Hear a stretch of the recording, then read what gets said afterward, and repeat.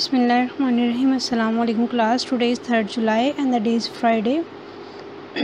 Your subject is chemistry. I am Kiran Sharif and this is lecture number 13 from chapter number 10, acid, bases and salts. Your today's topic is Lewis concept of acid and bases. पहले हम दो पढ़ चुके हैं, Bronsted-Lowry concept और Arrhenius concept. ठीक है, ये थर्ड वन कंसेप्ट है जिसमें लेविस ने भी एसिड्स और बेसिस को जो है वो डिफाइन किया. ठीक है, Lewis acid concept of acids and bases. The Arrhenius and the Bronsted-Lowry concept of acid and bases are limited to substances which contain protons. ठीक है, उसमें यही ना नंबर प्रोटॉन ट्रांसफ़र हो रहा है या फिर प्रोटॉन जो डिसोसिएट हो रहा है. ठीक है, यही दो कंसेप्ट हैं इनके. लेकिन G.N. Lewis 1923 में propose a more general and broader concept of acid and bases ने कंसेप्ट जो है पेश किया था. अकॉर्डिंग टू दिस कंसेप्ट, उसके कंसेप्ट के अकॉर्डिंग लेविस एसिड क्या है और लेविस बेस क्या है, इनकी डेफिनेशन पढ़ते हैं. नीचे एसिड और बेस की डेफिनेशन है. An acid is a substance, molecule और ion which can accept a pair of electron. मतलब उसके अकॉर्डिंग एसिड वो सब्सटेंस है जो पेयर ऑफ इलेक्ट्रॉन को जो ना वो एक्सेप्ट कर सकता है. ठीक है, मतलब एसिड वो सब्सटेंस है जो कि पेयर ऑफ इलेक्ट्रॉन को क्या कर सके, एक्सेप्ट कर सके. While a base is a substance जिसको हम मॉलिक्यूल की फॉर्म में भी हो सकता है, वो आयन की फॉर्म में भी हो सकता है. Which can donate a pair of electron. ठीक है, जो कि इलेक्ट्रॉन का पेयर डोनेट कर सके. ठीक है, ये लेविस एसिड और बेसिस की डेफिनेशन है. उसके अकॉर्डिंग वो सब्सटेंस जो पेयर ऑफ इलेक्ट्रॉन एक्सेप्ट करे वो एसिड है, जो पेयर ऑफ इलेक्ट्रॉन डोनेट करे वो बेस होगी. ठीक है, for example reaction between ammonia and boron trifluoride. नीचे रिएक्शन में देखें, अमोनिया NH3. ठीक है, बोरन ट्राइफ्लोराइड का फार्मूला है BF3. बोरन से B, ट्राइफ्लोराइड में 3 फ्लोरीन इसमें है. Takes place by forming a coordinate covalent bond between ammonia and boron trifluoride by donating an electron pair of ammonia and accepting that electron pair by boron trifluoride. अगर आपको 9th class का coordinate covalent bond जो है ना वो याद हो, topic chapter number 4 में याद है कुछ, उसमें भी हमने ये पढ़ा था. ठीक है, उसमें कोऑर्डिनेट कोवलेंट बॉन्ड बनता है. मतलब अगर जब कोई देखें, जब दो चीज़ों के दरमियान या दो सब्सटेंसेस के दरमियान रिएक्शन हो रहा होता है तो उनमें से जब एक सब्सटेंस अपने दोनों इलेक्ट्रॉन किसी दूसरे सब्सटेंस को दे देता है तो जो बॉन्ड फॉर्मेशन होती है ना वो कोऑर्डिनेट कोवलेंट बॉन्ड की होती है. ठीक है, तो यहाँ पे क्या हो रहा है, अमोनिया जो है वो एज एन बेस है यहाँ पे. क्यों? क्योंकि वो अपना ये जो एंड देखें, ये जो पिंक क्रॉस नज़र आ रहे हैं ना, एक एक डॉट के साथ उन्होंने बॉन्डिंग की है, लेकिन दो क्रॉस बिल्कुल स्पेयर पड़े हुए हैं, इनके किसी ने बॉन्डिंग नहीं की हुई. तो ये अपने दो जो इलेक्ट्रॉन हैं वो बोरन ट्राइफ्लोराइड को दे देगा. क्यों? क्योंकि इसके एटॉम्स में कम है इलेक्ट्रॉन. कैसे देखें, अभी इसने बोरन के पास अपने 3 क्रॉस है, मतलब 3 इलेक्ट्रॉन है इसके एटॉमोस शेल में. 3 उसने फ्लोरीन के साथ जो है ना वो बॉन्डिंग कर ली, 6 हो गई इलेक्ट्रॉन. अभी भी इसके पास कितने इलेक्ट्रॉन कम है, 2, ताकि वो जो है ना वो स्टेबल हो सके. तो ये 2 इलेक्ट्रॉन कहाँ से लेगा, ये अमोनिया से ले लेगा. ठीक है, तो जब अमोनिया से 2 इलेक्ट्रॉन ले लेगा तो कौन सा बॉन्ड बनेगा, कोऑर्डिनेट कोवलेंट बॉन्ड. ठीक है, जिसमें अमोनिया जो है ना वो इलेक्ट्रॉन डोनेट कर रहा है और जो है ना वो बोरन ट्राइफ्लोराइड इलेक्ट्रॉन क्या कर रहा है, एक्सेप्ट कर रहा है. ठीक है, इस तरह से ये जो एरो हेड है ना वो जो है ना वो B की तरफ है और जो टेल है वो किस तरफ है, अमोनिया की तरफ. मतलब वो डोनेट कर रहा है. तो इसका मतलब कि यहाँ पे अमोनिया एज एन बेस है क्योंकि इलेक्ट्रॉन पेयर डोनेट कर रहा है, और जो बोरन ट्राइफ्लोराइड है वो एसिड है क्योंकि वो इलेक्ट्रॉन पेयर एक्सेप्ट कर रहा है. ठीक है, एंड पे प्रोडक्ट बन रहा है ऐसे. ये जो इसमें जो सीधी लाइन बाकी जो बॉन्ड्स आपको मतलब जो है ना वो कहने कि हम डिनोट करते हैं वो सीधी लाइन से करते हैं. यहाँ पे कोऑर्डिनेट कोवलेंट बॉन्ड को हम लोग एरो हेड इसमें होता है, एक साइड पे एरो हेड है तो दूसरे साइड सीधी लाइन होती है. ठीक है, तो ये जो एंड पे प्रोडक्ट बनेंगे जो कि इन ब्रैकेट है, ठीक है, उसको एडक्ट बोलते हैं. क्या बोलते हैं, एडक्ट, ADDUCT, एडक्ट. क्लियर हुआ? ये इसकी एग्जांपल है. एक एग्जांपल ये है, नेक्स्ट एग्जांपल हम और करते हैं. ये सेकंड एग्जांपल है the cations. Cations mean proton itself और metal ion act as Lewis acid. ठीक है, मतलब केटाइंस जो है ना, जैसे कि केटाइंस मीन्स कि वो कह लें आप लोग मेटल्स जिनके ऊपर पॉजिटिव चार्ज होता है उनको हम केटाइंस कहते हैं. और पता है नॉन मेटल्स के ऊपर तो पॉजिटिव चार्ज हो ही नहीं सकता. नॉन मेटल्स इलेक्ट्रॉन गेन करती हैं, जिसका मतलब कि मेटल्स के ऊपर ही पॉजिटिव चार्ज होगा वही इलेक्ट्रॉन लूज़ करती है ना. तो इटसेल्फ मतलब प्रोटॉन भी हो सकता है, मतलब H पॉजिटिव आयन भी हो सकता है या फिर कोई मेटल भी हो सकती है. Act as a Lewis acid, वो लेविस एसिड के तौर पर एक्ट करते हैं. A reaction between H positive ion and ammonia H positive ion को हम प्रोटॉन कहते हैं, ये अपने पीछे डेफिनेशन में पढ़ा। Whereas H positive ion acts as an acid and ammonia as a base. क्यों? क्योंकि ये देखो H पॉजिटिव आयन हाइड्रोजन के पास एक इलेक्ट्रॉन होता है, जब वो अपना एक इलेक्ट्रॉन लूज़ कर देते हैं तो वो H पॉजिटिव आयन बन जाता है। अब इस H पॉजिटिव आयन को स्टेबल होने के लिए कितने इलेक्ट्रॉन चाहिए? कम से कम 2, ताकि अपना डुप्लेट तो कंप्लीट करे ना ये, ठीक है। और इसको 2 इलेक्ट्रॉन को कहाँ से मिलेंगे? अमोनिया से मिलेंगे। अभी देखिए अमोनिया डोनेट कर रहा है इसलिए वो बेस है, H पॉजिटिव आयन एक्सेप्ट कर रहा है इसलिए ये एसिड है। तो नीचे रिएक्शन दिखाया हुआ इसी तरह से, अमोनिया के पास 2 स्पेयर इलेक्ट्रॉन, वो उसको हाइड्रोजन को डोनेट कर रहा है। नेक्स्ट जो है ना उसमें जो है ना वो एरो की हेल्प से इसको शो किया हुआ है कैसे उसको डोनेट कर रहा है, एंड पे प्रोडक्ट बन रहा है। अब देखिए जो H पॉजिटिव आयन है वो जो है ना ब्रैकेट से ऊपर चला जाएगा, ठीक है। इसको हम बोलते हैं एडक्ट, ठीक है। आपको इस तरह से भी लिख सकते हैं या फिर इसको कंबाइन करके लिख लें NH4 पॉजिटिव, इसको बोलते हैं अमोनियम आयन, ठीक है। इसकी सेकंड एग्जांपल ये भी अपने करनी है।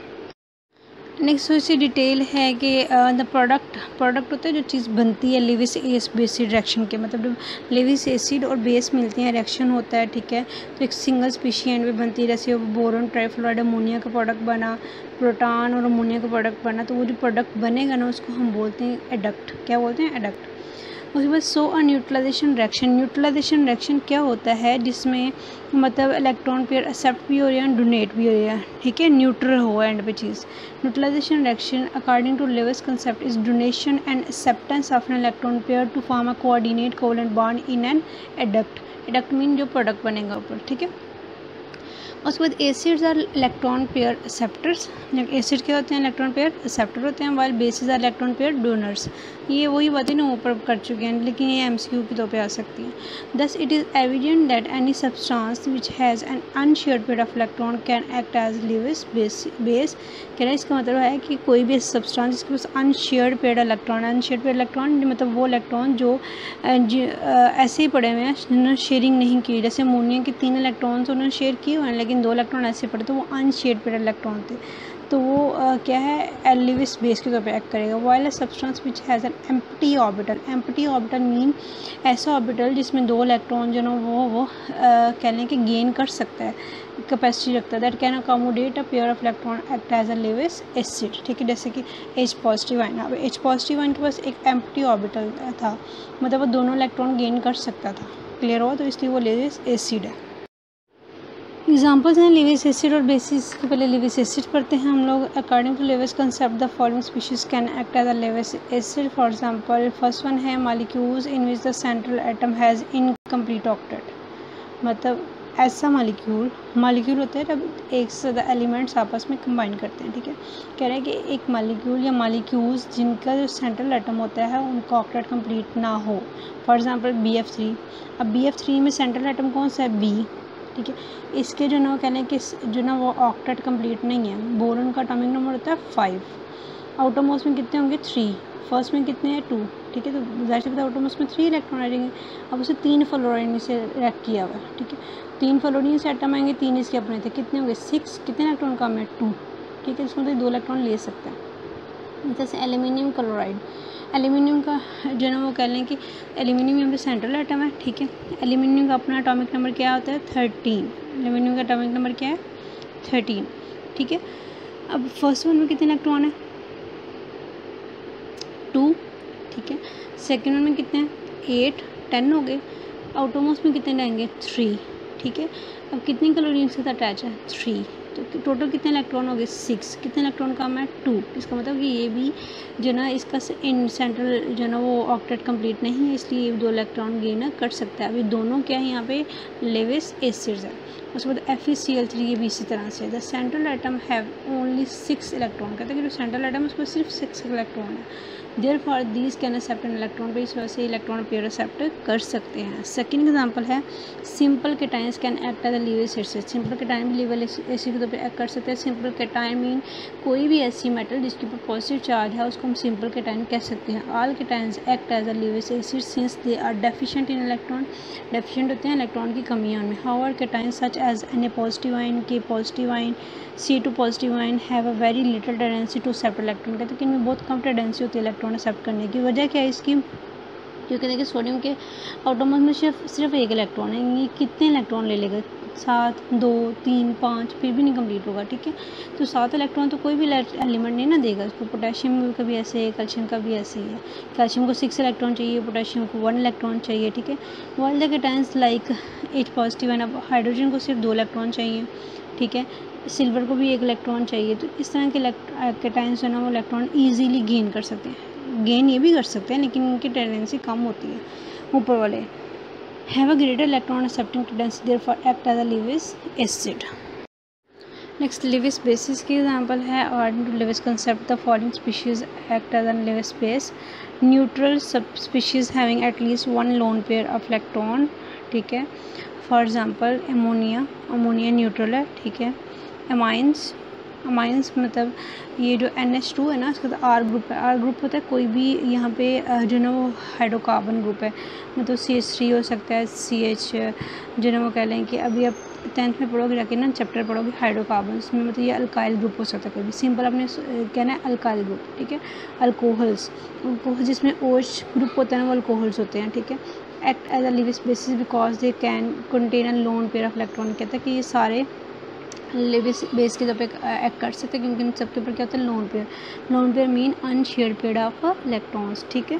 तो secondly negatively charge species are anions. Negatively charge species are anion मतलब वो स्पीशीज़ जिनके ऊपर नेगेटिव चार्ज होता है जिनको हम एनाइंस भी कहते हैं। For example chloride Cl negative ion है, साइनाइड Cn नेगेटिव आयन है, हाइड्रोक्साइड OH नेगेटिव आयन है। Act as a Lewis bases, ठीक है।